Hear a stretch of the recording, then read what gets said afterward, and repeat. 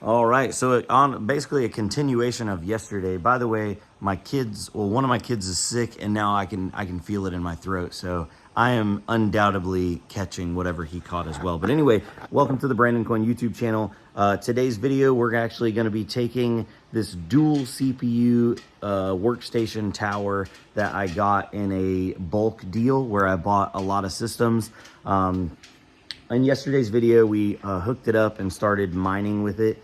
Efficiency wise, it's not great. It looks like the single CPU systems actually have better efficiency for mining Monero or XMR, or RandomX, sorry, than the dual CPU systems. And that's pretty much the way I've understood a lot of things have gone. And that's why like dual CPU systems are not as prevalent, especially not in like the desktop space. You still can find them on like servers and stuff, so that way they get extra PCIe lanes and all that. But anyway, that doesn't help us. So what I'm gonna do is kit this thing out to make it more desirable, throw it up on Facebook Marketplace because it weighs an absolute boatload, and see if we can't get somebody to bite on this thing and pick it up. So the really cool part about this, since it has two CPUs, let me go down here and show you. It has and it is a 2011 socket, so Xeon socket. It's got four DIMM banks, and each DIMM bank has 4 slots. So it has 16 RAM slots, and this is a DDR3 system, so it is older. But I have tons of 2 GB DDR3 DIMMs that are basically worthless at this point. So what I'm going to do is see if I can't find a matching set and slam this thing full of 2 GB DIMMs times 16 slots. That's 32 gigs of RAM. That's fairly desirable in this day and age, especially if I price this thing at like, I'm gonna be honest, I'll put it at like 120 bucks, and I would be ecstatic to get 100 bucks for it. I think I had said it in the last video. My average cost per acquisition on these was about 40 bucks, because some are a little bit less, some are a little bit more. So if I could, double my money, and the only thing I have to invest in it is some RAM modules that I probably weren't going to be able to sell anyway, that's a win-win in my book. So let's go get that RAM and let's get this thing sold. All right, so here we go. It's going to be a miracle if all these DIMMs work, but I do have all matching Samsung 2 GB ECC DIMMs, which are almost worthless because you can't install these into like a regular DDR3 system. It has to be ECC compatible, like server grade stuff. So now that I can find a use for these, that is awesome. So let's go ahead and get these bad boys slotted in there. And I was actually looking on my local Facebook Marketplace. There is not a single system that has 32 gigs of RAM on Marketplace for less than $250 in my like local 100-mile area. So I might actually be able to throw this thing up for a little bit more, maybe try to get somebody in quick, but also, make some money on it as well. So we might try like the 190-ish price range, let somebody talk us down, and then it'd be a win-win.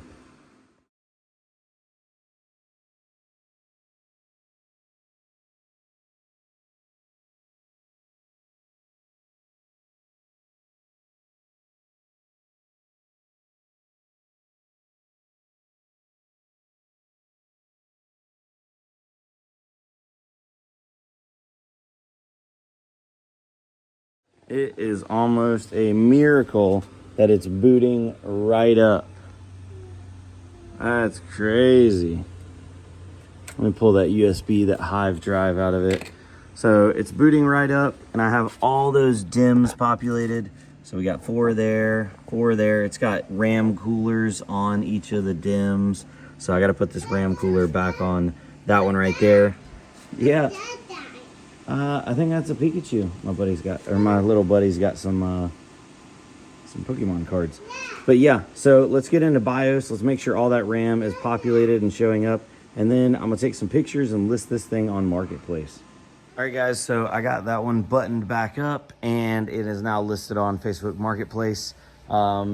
I tried to price it, cheaper than any of the available systems with 32 gigs of RAM, since it is an older DDR3 system. So I put it at 175, and I'll definitely take less than that. So we'll see if I get any hits. If I don't, then I'll drop it down maybe tomorrow or the next day.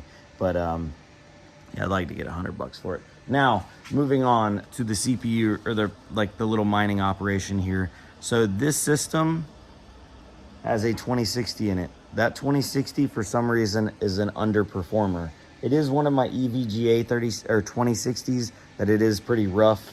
So I'm gonna pull that 2060 out, and I'm just gonna use that system for CPU mining right now.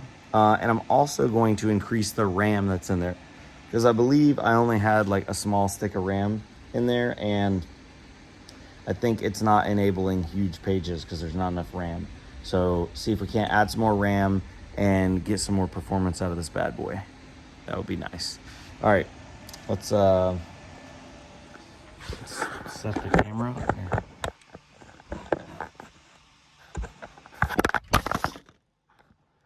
Yeah, that was not meant to drop the phone. Aha, okay. Let's power it down. Boom.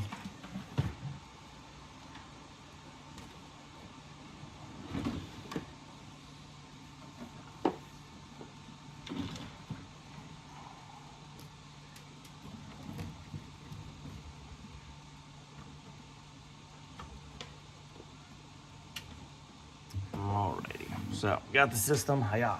Now, let me get the 2060 out. Oh my, I'm losing my voice. So I also thought about it, and it could also be due to the fact that this thing has a little power supply in it. It has a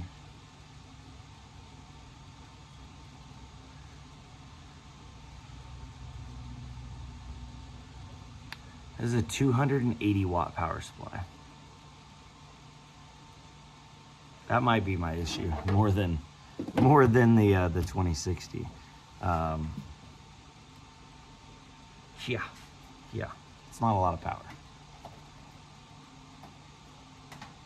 As for RAM, it had a single 4 gigabyte DIMM in there, so we are definitely going to throw a 16 gig DIMM in there and see if that helps with the huge pages issue.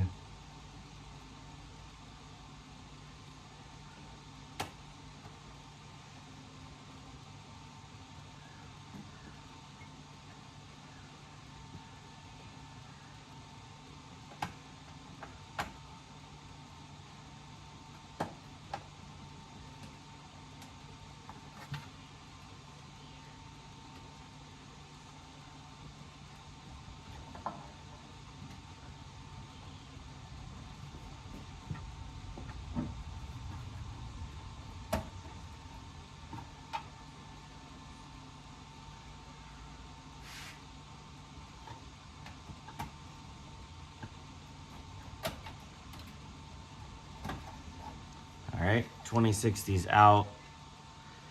I don't actually think it's a graphics card issue at this point. I think it's just the fact that we don't have enough power.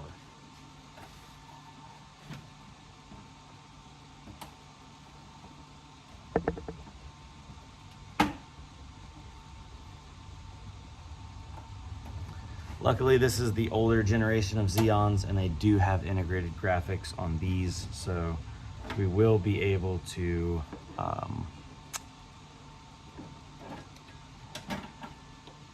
still get some display out. Because no doubt we're changing the RAM. It's going to be like, there's a problem. Isn't that how it always is with like OEM systems? You change anything and it's like, error. You downloaded more RAM.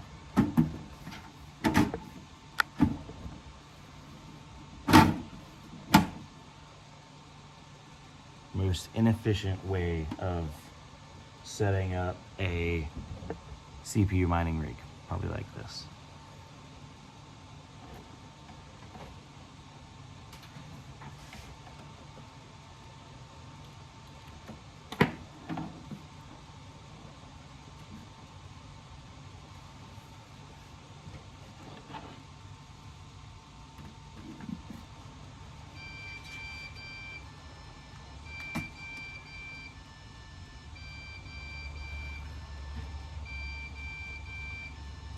We got some crazy beeping. Hold on one second. All right, guys, so I got the system back in there and running, and I'm letting it just boot up and stuff. We are not running a graphics card now, just running the CPU power. Let's go inside and make sure that it's actually connected and hashing. Let's see what kind of hash rate we're getting, and then we'll look at our power consumption and see if how inefficient it is, because I already know it's inefficient. All right, guys, if you look and see, we were pretty much steady at 1.9. Every now and then it would bop up to 2.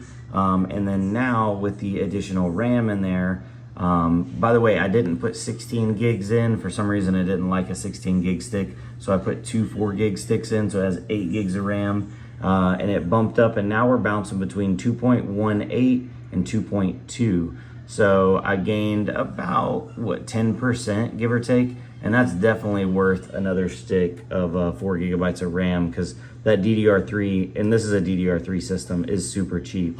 So look at that, 2.29. And that is a E3 1225 V3. And it has, does it show the RAM on here? Free RAM, 846 megabytes. Maybe it needs more RAM? I'm not sure. I am not sure if it could use more or not. Let me go do some searching. All right, guys, I plugged it into my watt meter here, and for some reason the screen is like super hard to see at like a normal viewing angle. There we go. It's bouncing between about 70 and 80 watts. We're at 74, 75. It's been mining for a minute. She's putting off some heat. So yeah, let's go figure out and run the numbers on a whole system using about 75 watts. All right, guys, so I am using Unmineable, and I am mining Random X, and I'm having it pay out into bonk. So my 2200 hash or 2.2 kilohash is coming out to 6,500 bonk a day, which comes out to right at 6 cents worth of bonk. So not ideal, not great. Let's figure out what our power cost is on this.